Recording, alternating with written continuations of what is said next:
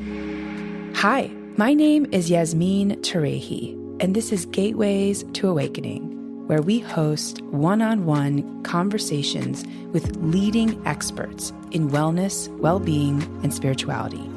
On today's episode, I'll be speaking with Barbara Huson, previously known as Barbara Stanny, who is the leading authority on women, wealth, and power. As a best-selling author, financial therapist, teacher, and wealth coach, Barbara's helped millions take charge of their finances and their lives. She's got a background in business and her years as a journalist, a master's degree in counseling psychology, and her personal experience with money give her all a unique perspective and makes her the foremost expert on empowering women. I have seen Barbara Huson talk on many platforms, and I am just so overjoyed to welcome her to the show today. It's going to be fantastic. So welcome to the show. Thank you, Yasmin. I appreciate it. And before we actually dive in, I also want to tell folks in the audience that Barbara is the author of 7 books. I won't list them all here, but we can list them in the show notes. And just a couple examples of the titles of the books so that you guys are aware of the topic. Secrets of Six-Figure Women, Surprising Strategies to Up Your Earnings and Change Your Life, Breaking Through, Getting Past the Stuck Points in Your Life. So check them out. And I believe your latest one is Rewire for Wealth. Is that correct, Barbara? Very good. Yes. Rewire for Wealth, 3 steps any woman can take to program her brain for financial success. All right. So welcome to the show. Thank you. So Barbara, why is wealth a topic so many women don't talk about? And what does it mean, in your words, to be a wealthy woman? I think because I believe I've been doing this. I've been a financial therapist and wealth coach for over 25 years. And it's become very clear to me that women's issues, women's difficulties, women's problems with money have very little, if anything, to do with money and everything to do with their fear of or ambivalence about power. And because it's not the money that gives us power, it's who we have to become to attract, to grow, and to sustain our wealth. And I think the world has been very afraid of women's power. The patriarchy has been very afraid.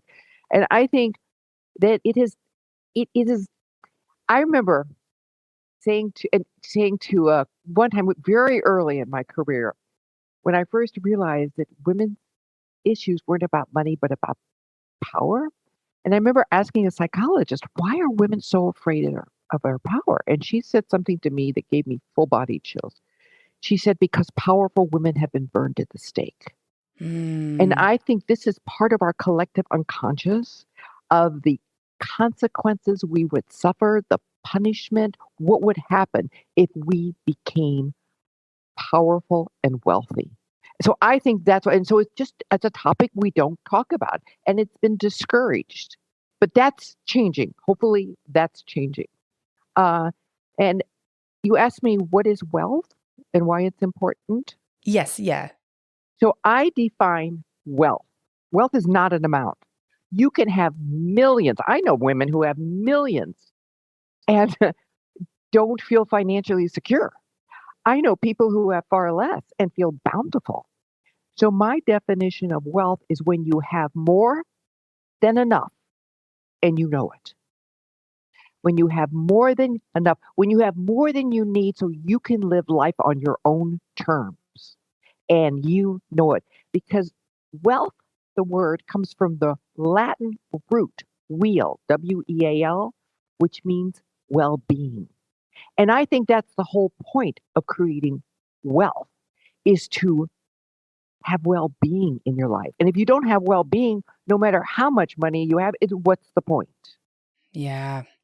Wow. It's such a powerful point. And I think going back to your earlier answer on why women are afraid of power, because we have this kind of image of being burned at the stake, which happened, hundreds of years ago, but still is so pervasive in culture today. And I would say even anecdotally from what I've witnessed, a lot of women in powerful positions sort of it feels like they had to sacrifice some part of their life to get there as well. So that's also something I've sort of noticed. And so how do you get started helping women manage their money or think about money differently? Oh my goodness. That depends on what they're thinking about in the first place. But okay. But it's really important to look at what their beliefs and attitudes are about money and themselves in the world. Because our in it I think the biggest thing is looking how because our attitudes and beliefs about money and ourselves are inherited from our family of origin, from our culture, from the church. And it's really important to examine what those beliefs are that are getting in our way. Henry Ford said, believe you can, believe you can't. Either way, you'll be right. So it's really helping understand the thoughts and beliefs that are shaping their behavior. Wow. And what have you sort of seen in terms of what women believe based on kind of like the average perspective and their belief systems? I hate to say this. I hate to categorize as average. I think there's a lot of fear because I'll say some popular ones, some very pervasive beliefs, is because we women are so relationship oriented and we want to be liked. There is when I wrote Secrets of Six Figure Women, I interviewed 154 women who made six and seven figures. And they all said, there is a part of me, there's a little girl inside me that just wants to be liked.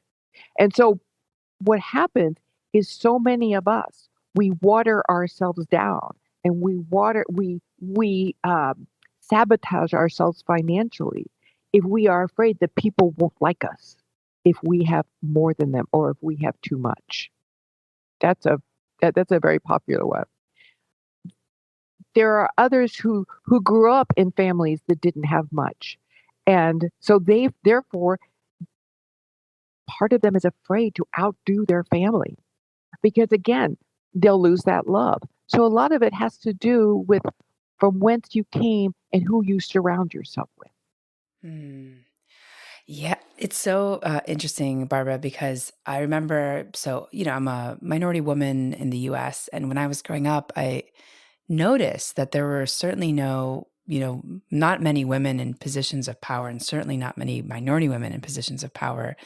And I sort of wonder, like, at a young age, do we sort of see the world that we live in and believe that we have the greatest expectations of the kind of world around us? And how do we convince people to break through these constructs? Like how do you sort of shift their mindset? Because to me, it seems like what you're saying is it's not so much about the how to, but it's really about the mindset. Like how do you shift people's mindset so that they believe these things are possible? And you talk about the 3 levels of financial development. So I'd also love to dive into that.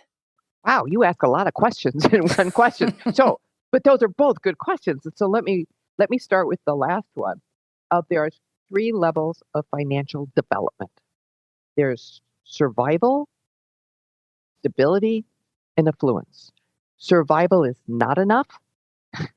Stability is just enough, and affluence is more than enough. And so I'm most passionate about taking women from enough or not quite enough to more than enough. And so how do you do that? So this is exactly what I've been exploring for 6 years. And it came out in my latest book. It just came out. It's called Rewire for Wealth. And this has always been fascinating and challenging for me. How can I help people change their beliefs quickly, more efficiently? And it's what I realize is when you understand the mind brain connection, the brain, which is an organ in our scalp in our head, the brain controls our behaviors. The brain controls our choices. So if you try to change our behavior, It's really hard because the brain doesn't want to change. The brain, every time you go to change your to change the way your brain's been wired, it's going to scream, stop, stop, stop. And it's going to be really hard. But when I realized through the study of neuroscience that it's the mind, which is a non physical entity, where mind that is the source of our thoughts and feelings. And it's those thoughts and feelings that shape our brain, that create those neural pathways. And every time you have the same thought and you think it over and over again, it digs that thought in until it becomes a belief. And those beliefs are what control our behavior. So if you want to change your behavior, you start by changing the thoughts in your head and the feelings that come out of your mind. So we can go deeper into that if you'd like. Yeah, I'd love to also talk about your experience changing your own beliefs. And I think your journey is so fascinating to me. And I think would be really helpful for our audience as well. Like, how did you change your beliefs?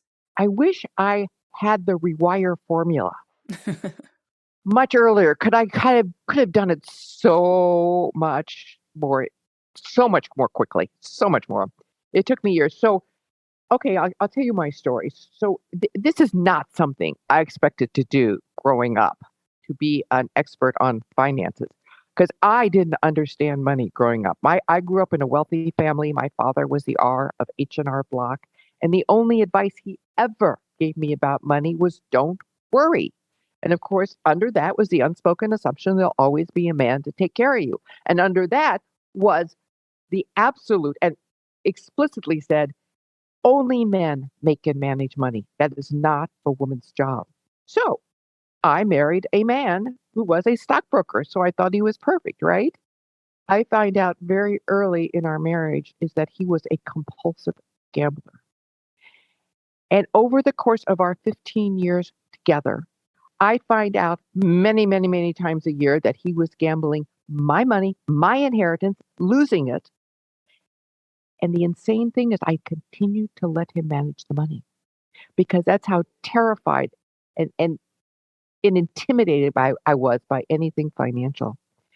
And it wasn't until 15 years later, we got a divorce and I decided money's not my thing. I don't want to deal with money. Well, the universe had other plans. Uh, I was hired. Oh, no, this was before. I didn't want to deal with money. And I got tax bills for way over almost $2 million.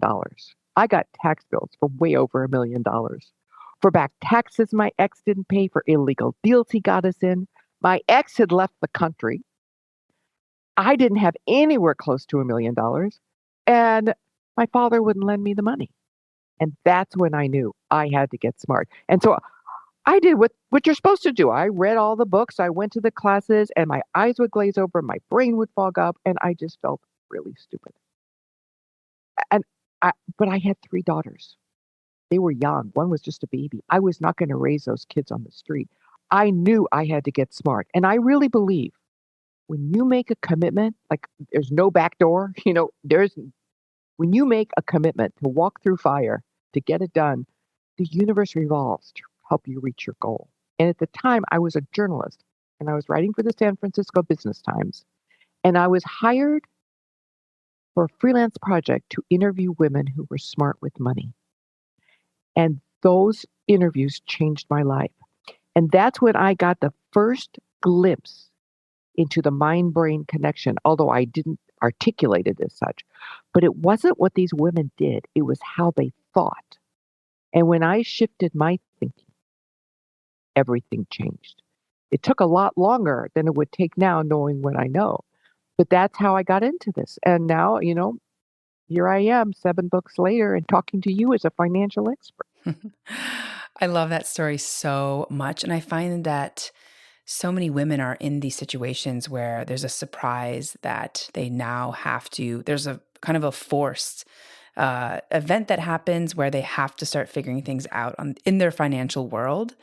And it's sort of, I think Carolyn May says, like, you figure things out kind of based on chaos or curiosity, right? And see, research continues to show us that women do not get serious about making or managing money till they hit a crisis, especially when they lose a job, they lose a spouse, or they're on the brink of retirement.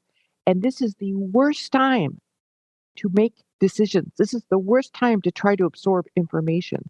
So that's one of the reasons I do what I do, is to get women to act before a crisis hits. So I want to go back to the interviews that you had with these women. What did you find out that sort of sparked your interest after talking to so many women? Obviously you said that it changed your thought patterns and beliefs. But do you remember any kind of Yeah. themes? Yeah. Boy. Oh, many themes. Yeah, they all have it in terms of the managing money. In terms of that, is that what you're talking about? Because that's what my first book, Prince Charming Isn't Coming. Yes. Mm-hmm. Okay, so not one woman, and this was really pivotal for me, not one woman got smart until she realized Prince Charming isn't coming. And Prince Charming doesn't need to be a man. Prince Charming could be the lottery. It could be, it could be just a something, just a magical thinking. Something's going to come and save me. And I realized that Prince Charming was alive and well in my head, in my brain. I was waiting for another man to come save me, even though this man about killed me. And I realized I can't do that. If it is to be, it's up to me. And knowing that was pivotal. And then the other thing is I realized that all the answers aren't out there. I kept looking to the books, looking to the classes, but I had to really go within and look at what was keeping me back, what was holding me. And I'll tell you what happened. I'll tell you exactly how it happened. And it didn't happen as a result of the book. But as of the result of the book, I started really trying to get smart and really knowing that no one's going to save me. I need to do it. So I was working very hard, and I couldn't get it. I just couldn't get it. I'm not a stupid woman, but I couldn't get it. So I went to a therapist and I said, Daniel, I really want to get smart about money. I really do. You've got to help me. I really do. And he looked me in the eye, straight in the eye, and he said, no, you don't. And it was like my defenses deflated. I couldn't argue. I discovered a part of me that did not want to get smart, that did not want to take control of money. And that part, as I explored it, it freed me. But there was a part that felt if I got smart about money, I would blow it all. I would lose it. Better let my husband do that than me. I was afraid that if I took charge, my parents wouldn't like me. They'd be mad. I was afraid that if I really became financially successful, a man wouldn't love me. I started exploring all those fears and debunking them. And that's when it's like the veil's lifted. Wow, I love that. And so you had your kind of moment of reckoning in that room. And I think a lot of people say one thing to themselves, but then deep down they aren't taking any action towards that. So I think Let me say, whenever anybody feels stuck or confused or procrastinating or not taking the action they want to, there's always one reason. It's because there's an internal conflict. A part of you wants to and a part of you doesn't. And it's really important and what most women try to do is try to quiet or repress the part that doesn't and just, plow through with the part that does. But that doesn't work. What you need to do is it's called it's a form of conflict resolution. It's getting both parts of you to know each other and to work together on the same team so that you don't have anything working against you or holding you back or reining you in. Yeah, that's so powerful. I can't remember who said this quote, but it was like, all problems in life are psychological ones. They all sort of start in the mind. It all, because it starts in the mind, which sculpts the brain, which determines the choices we make. So absolutely, you go back, the choices we make that are causing us problems are always stems from the psyche, from the mind, from our thinking. Wow. And then what's sort of the biggest surprise that you've had with some of your research and interviews when it comes to very successful women? And then also maybe some surprises or ahas that you found with, I think, what you define as under earners? The biggest surprises. Oh, lots of surprises.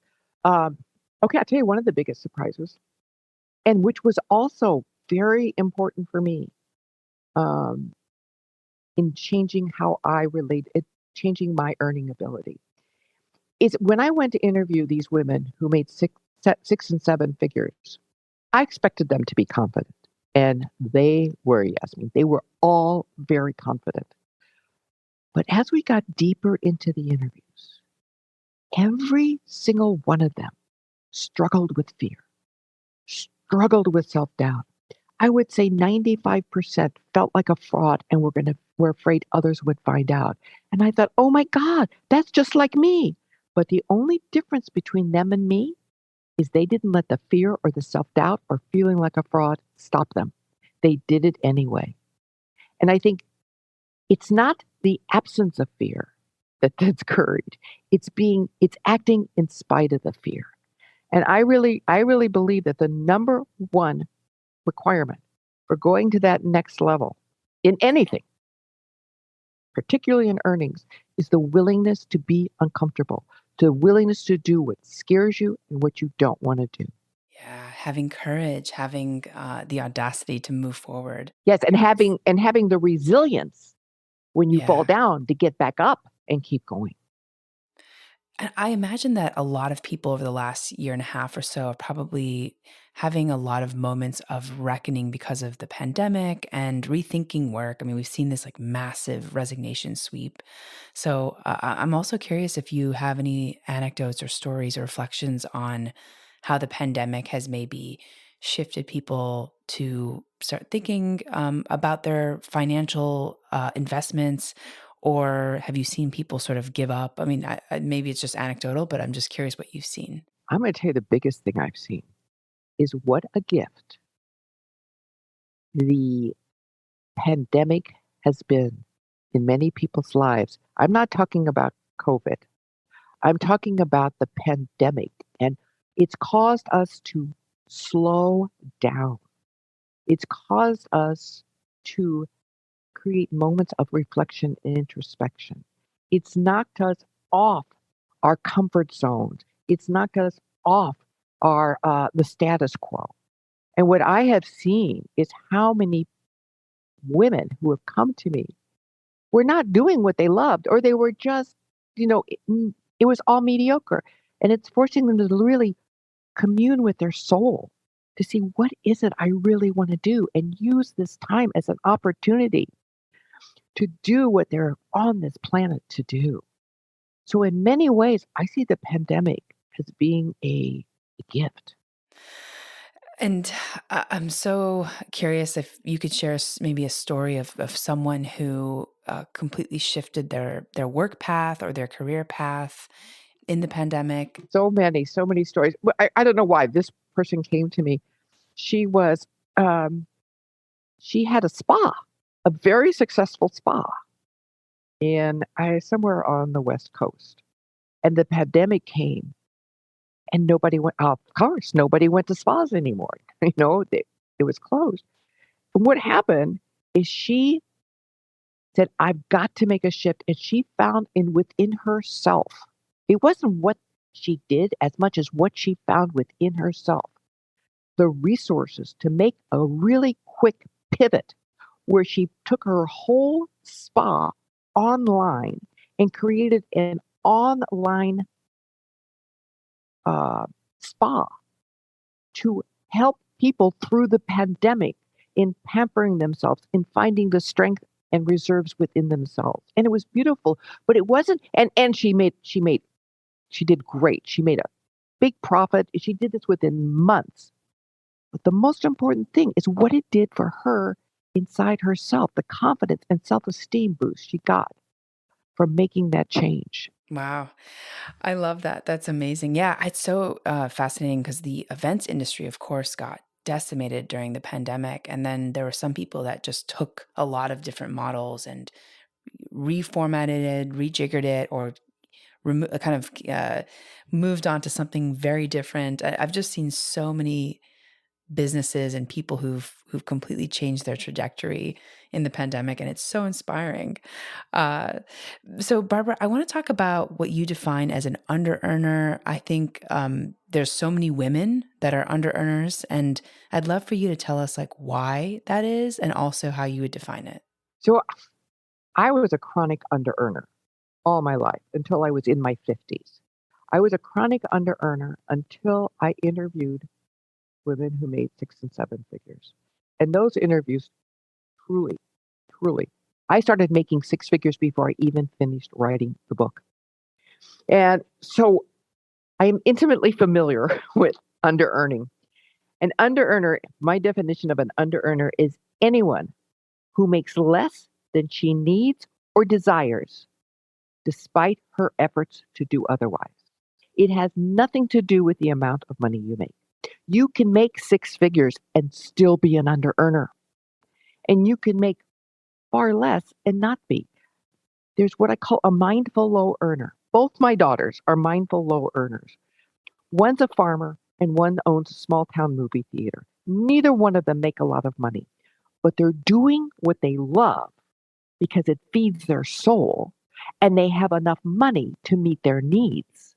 Under earning never feeds your soul. It is never a conscious choice. It is always a condition of deprivation, and not just of money, but of choices, of freedom, of joy, of mostly self-esteem. So why are so many women under earners? I think there's a lot of different reasons, but I believe it all boils down to three. And I got a lot of this just from my own experience, but then of working with so many women, helping them overcome their under earning. One of the biggest reasons we are under earners is that we devalue ourselves. We give away our time, our knowledge, our skills. We give it away for free or bargain prices because we don't believe we're worth more. It's like there's this little voice in our head that says, who do you think you are? No one's going to pay you that. And that brings us to the second reason. We women are notoriously codependent. We put everybody else's needs before our own. And that may sound noble, but it always leads, self-denial always leads to anger, to resentment, and often illness. But every time we go to put ourselves first, which is really important to go to the next level, every time we go to put ourselves first, we feel uncomfortable. And that is the third and major reason why so many people are under earning, because they don't want to be uncomfortable. And as I said earlier, the number one requirement for success in anything, whether it's making more money or losing more weight, it always lies just outside our comfort zone. So you not only must be willing to be uncomfortable, you must look for ways to do what you fear. Doing what you fear, that's how you succeed. Wow. And what are some things that you've done that you are afraid of, or how do you Oh, consistently God damn. Everything I do Everything. scares me. Everything. I have never written a book without going into total panic. And I remember telling my daughter one time, I think it was my fourth book, I said, Melissa, I'm having a panic. I'm having a meltdown. She says, Mom, that's part of your process. This is what you always do. It's true. And it's like, so what I do is I notice I'm in panic. I notice I get scared. And then I say, oh, good. That means you're going to the next level. And I make myself do it. I just make myself do it.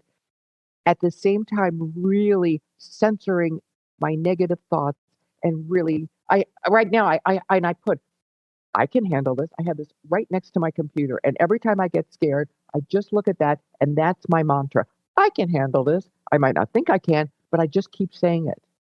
And that's one of the ways you can change the neural pathway is by repeating positive affirmations that oppose those limiting beliefs. And if you repeat them often enough, they will become dug deeper in your brain and your behavior will change. Mm, I love that. I can handle this. I'm going to write that on a card as well. And so, Barbara, what are some requirements or maybe like ways that people can up their earnings and increase their wealth? How would we kind of do that if I'll tell you the steps. I'll go through them. The first step is tell the truth. Tell the truth about what's not working in your life. Tell the truth because the truth is power.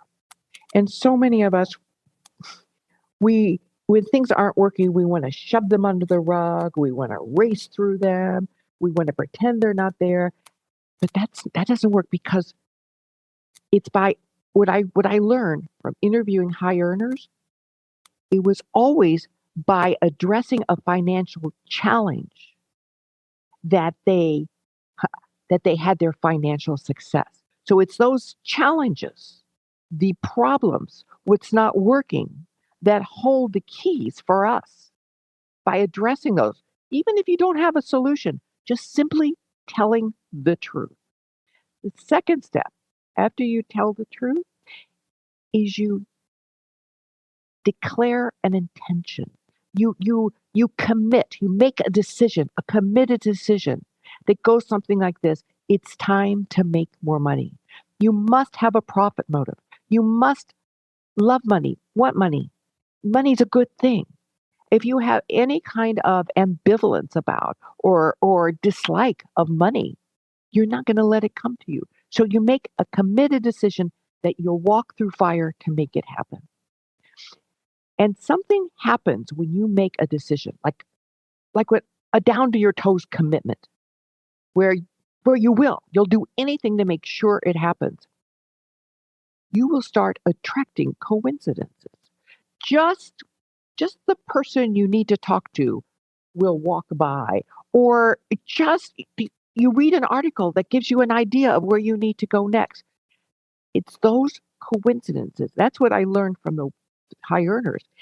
You don't have to have a plan all set out. You just have to make a commitment and follow what comes next. The universe gives us clues. And the third step is the stretch, because those coincidences are really opportunities that lie just outside your comfort zone. So when those coincidences come to you, you're not going to want to do them. You're going to have to stretch. You're going to have to go from what feels comfortable to what seems impossible. And that really is the key. If you ask me one thing, what is one thing that will get you from under earning to high earning? It is the willingness to do what you think you can't do and don't want to do. And then fourth step, because this is not easy stuff. It is not easy. Is to surround yourself with support. Under earners tend to operate in isolation, or they hang out with pessimists and worrywarts and naysayers. They're not bad people. They're just scared. And then when you go to change, they're going to want to hold you back. So it's really important to find support. So if you tell the truth, make a decision, stretch, surround yourself with support, you will overcome under earning. But the fifth step, because wealth does not come from what you earn. Wealth comes from what you do with what you earn. And the fifth step, because I don't want to just help people earn more money, because one of my biggest surprise, and you asked me this earlier, Yasmin, one of my biggest surprise in interviewing high earners was how few of them were wealthy. They were so busy making money that they weren't taking the time to manage it. There was one woman who made $700 and some $1,000 a year, not counting her bonuses. And she said to me, I am one step away from a refrigerator carton on the street. And I said, how's that possible? She said her biggest investment were shoes in Neiman Marcus. It just never occurred to her the money wouldn't always be there. And she was nearing retirement. She was in her 50s and she had nothing to show for it. So the fifth step in overcoming under earning is to respect and appreciate money by taking care of it. And you respect and appreciate money and take care of it by following the 4 rules of wealth.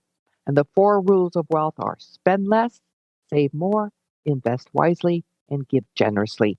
In that order, because we women have the giving generously part down pat. But giving generously without spending less, saving more, and investing wisely is always an act of self-sabotage, because not only do you jeopardize your future security, but you diminish the impact you can make in the world. And this, to me, is why wealth is important. It's not that we have a lot of money in the bank account, it's what we can do with our money. It's how we can make a difference in the lives of people we love and causes we are passionate about. Yeah, it's so fascinating how managing our finances seems like something most of us never learned, right? Like it was not a course as far No, as I remember in elementary no. school or high school. And that's like one of the most important things I think in our life, like how we manage our money. And so it's just so fascinating. And I think that's especially true for women.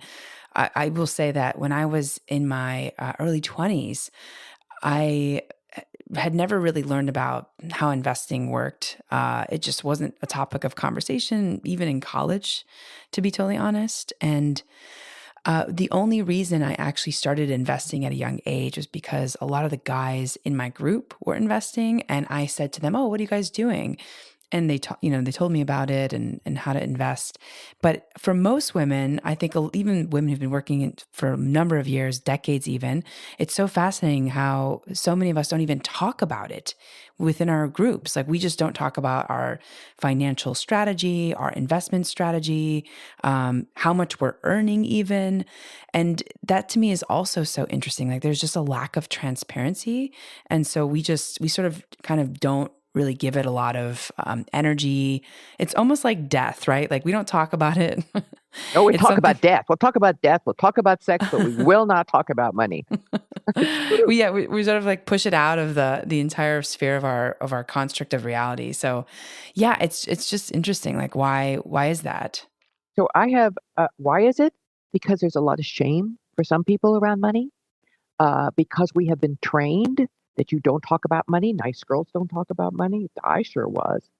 Um, but I have, if you want to learn, if you want to get smart, this is how I educated myself.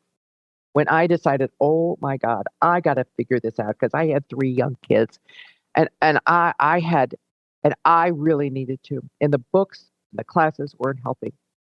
So I broke it down into three steps. And what I realized is getting smart or smarter about money is so much simpler than you think, even though there's a whole industry there to convince us otherwise. It's just small steps consistently taken that lead to remarkable results. And I'm going to give you three steps. This is what I did. Three steps, and I still do them to this day. Three steps. Three steps. Try this for 3, 4 months, and you will be amazed at how much progress you've made. Here they are. Every day, read something about money, even if it's for 1 or 2 minutes. I'm not, you don't have to read a whole book, but even if you just open the newspaper to the business section and peruse the headlines, even if you're standing in line at the market, at the supermarket, and you pick up Money magazine instead of People and leaf through it, even if before you go to bed you read a paragraph in a financial book, because it doesn't take a lot of time, but it's just familiarizing ourselves with the jargon and the current trends.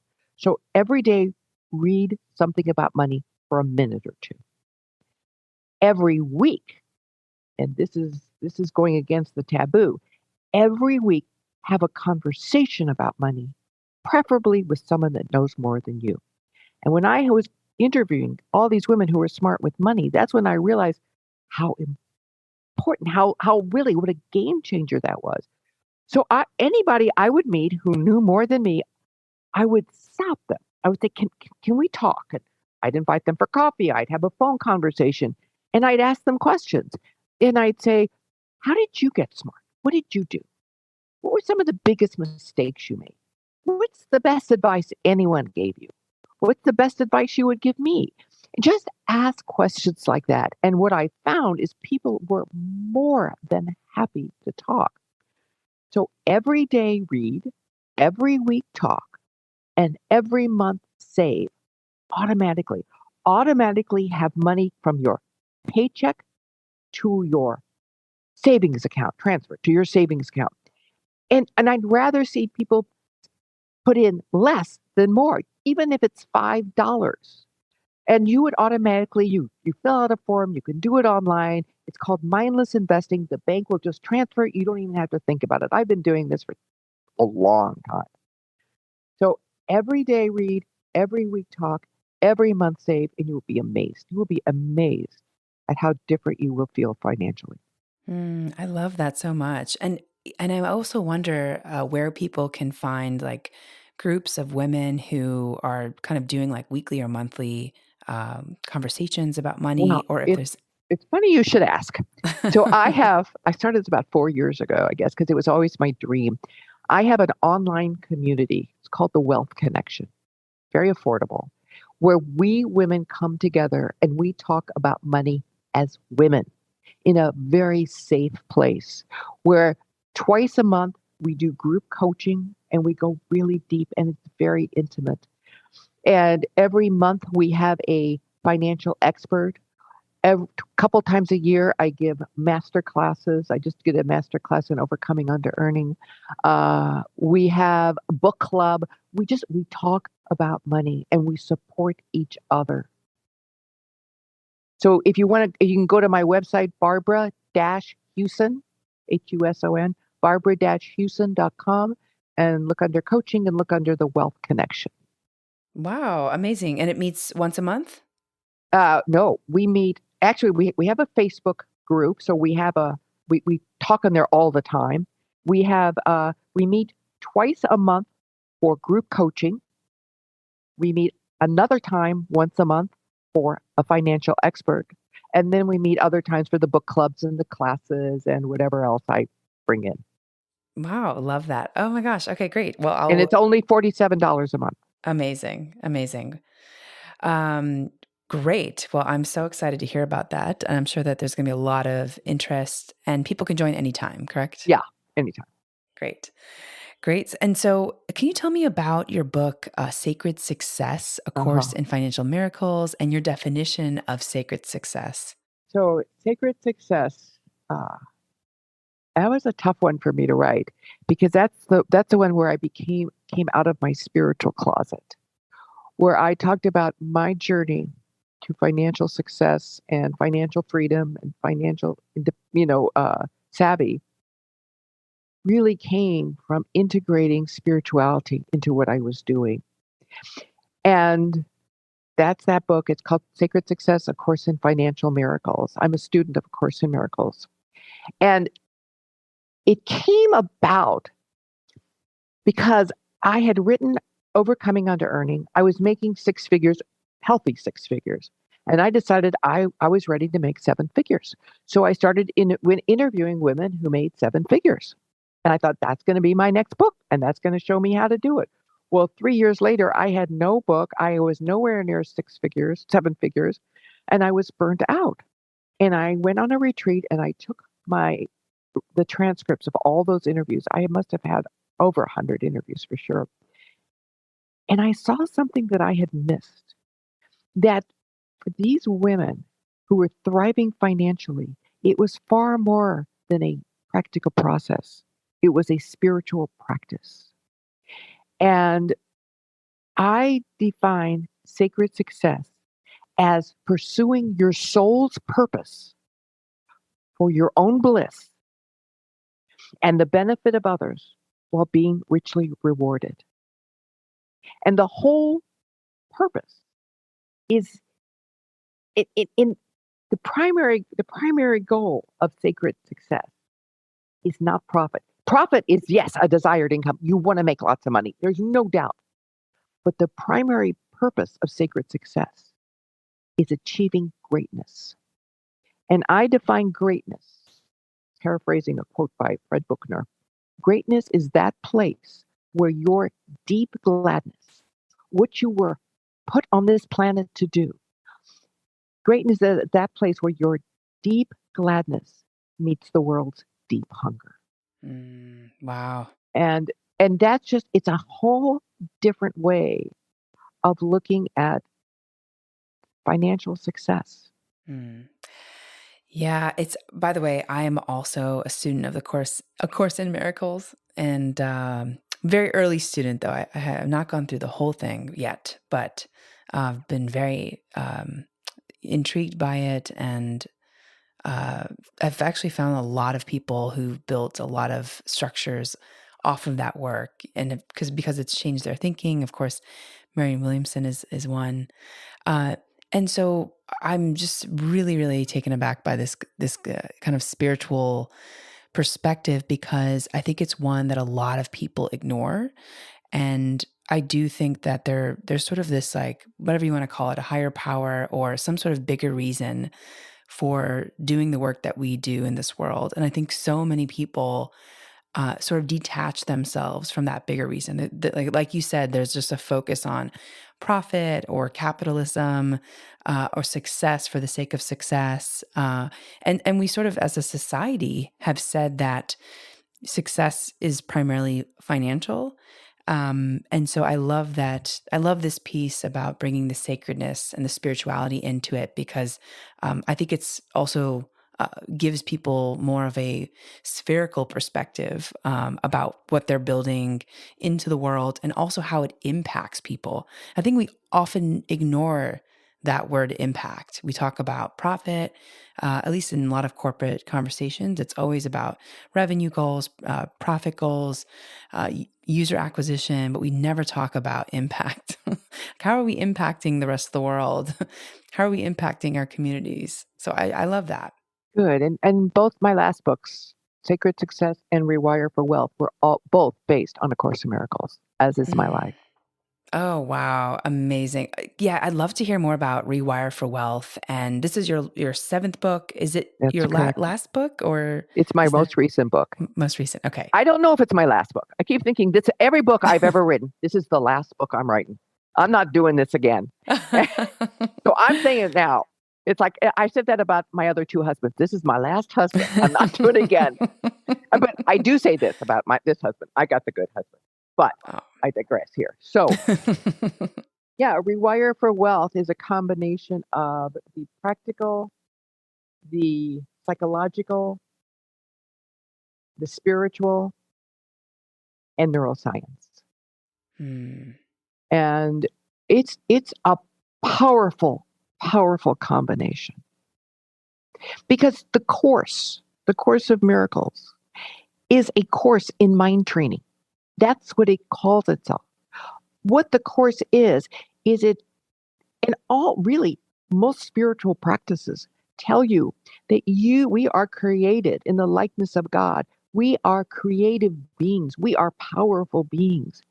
And the power is within our mind. And when we can learn how to discipline our thoughts, we can control our thoughts, we can reshape our world. We can literally change our reality. Wow, I love that. I love that so much. Yeah, for those of you who have not heard of A Course in Miracles, it is an incredible book, extremely lengthy. It's 365 days of work, which I think could take people a decade to get through if they really went through it. But yeah, that's what we're talking about here. It's actually a three-part book. One part is what they call the workbook, which is 365 lessons. And that's where I tell people to start, is do a lesson a day, because those lessons are training your mind. And that's where the power of the course is. But there's also the text, which it's so hard to understand. I don't know why I kept at it 35 years ago. I don't know why I kept at it. Wow. And then there's what they call the manual for teachers. And that's, and we are all teachers. And no one learns more than the teachers. It's by teaching the course that you learn about it. It's by teaching anything that you learn about it. Amazing. For those who have not heard of it, we will include it also in the show notes. So, Barbara, I think what would be very interesting is talking about the gender differences. So, how do men and women differ in the way that they process financial information? I think a lot of ways. One of the things that really motivated me to start integrating neuroscience, to study neuroscience in the beginning, was years ago, maybe 5 years ago, I was reading this piece that said men and women view investing very differently. They process, their brains process financial information differently. That a man looks at the market and he sees investing as a challenge and he gets very excited and he dives in. Women see the market and investing as threatening and they hold back because our brain was wired from the beginning of time with one purpose only, and that's to keep us safe. So anytime we feel threatened, our thinking brain shuts down, our fight, flight, freeze is activated, and we hold back. Now, the interesting thing is this very thing that holds us back is also what makes women far superior investors, is because men, in their overconfidence, tend to trade, go in and out, do risky stuff. We tend to buy and hold, which is shown over time a much more profitable approach. So we actually outperform men over time. Another thing, women, men are all about perks, prestige, and profit. You ask a man, no matter how much money he has, I'm generally speaking, this is generally, I'm not trying to typecast, but generally speaking, you ask a man who will make more money, no matter how much he has, he's on it. You ask a woman, once she is financially stable, once she has, a roof over her head, food on the table, maybe can afford a mani-pedi, we're not motivated by money. What motivates us is the opportunity to help others. And that's what I noticed in Sacred Success. It wasn't the money that motivated these women, it was making a difference. Wow, that's beautiful. So, Barbara, we're wrapping up. We're almost at time. I have so many more questions. This has been so helpful. I think a lot of women are struggling with financial freedom and also managing their finances and taking risks. I think that's like a really difficult one for a lot of people. So I'm sure that there's going to be a lot of people who are going to be interested in your books. I'd also love to know if there are any other resources that might be a good place for people to start. You talk about looking at places online for financial information. Are there any places online that you look at regularly? Of course, you have your monthly, not monthly, but this ongoing wealth connection group. So, Yeah. yeah, let me tell you, there's two newsletters I would love every woman to subscribe to, and they're free.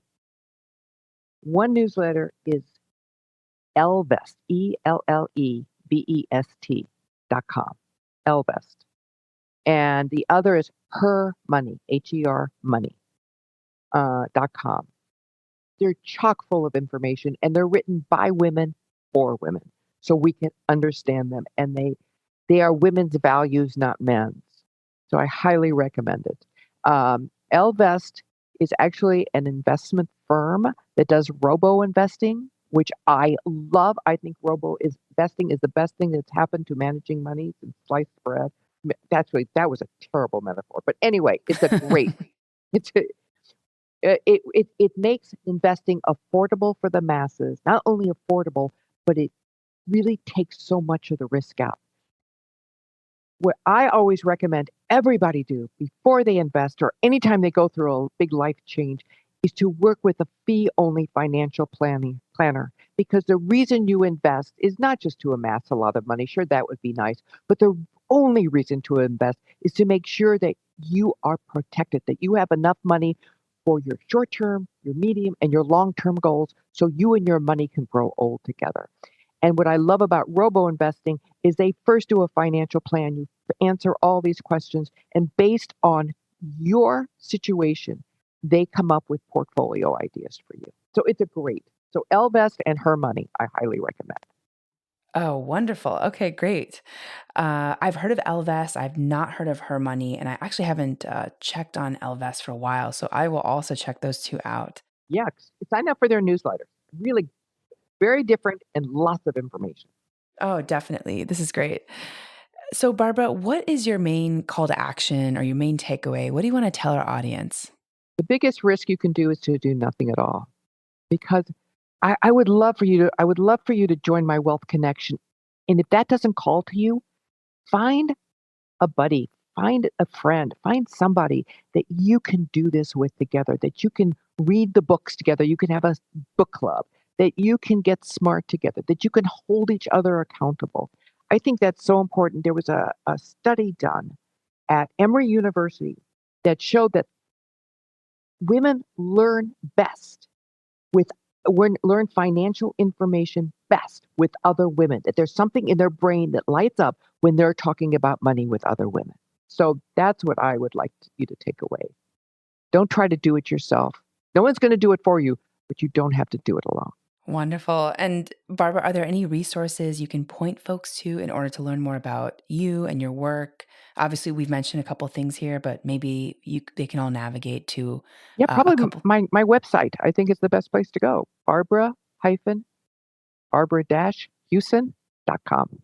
Amazing, amazing. Well, thank you so much for your time, Barbara. This has been such a lovely conversation, and I feel so inspired. I know so many women in my network are going to they're just actually going to need this.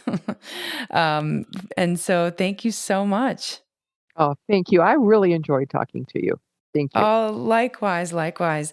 And for our audience, thanks for joining and for listening. In this episode, we learned about financial freedom after 40 with Barbara Huson.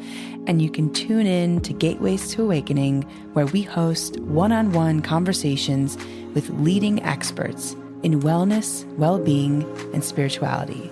Thanks again.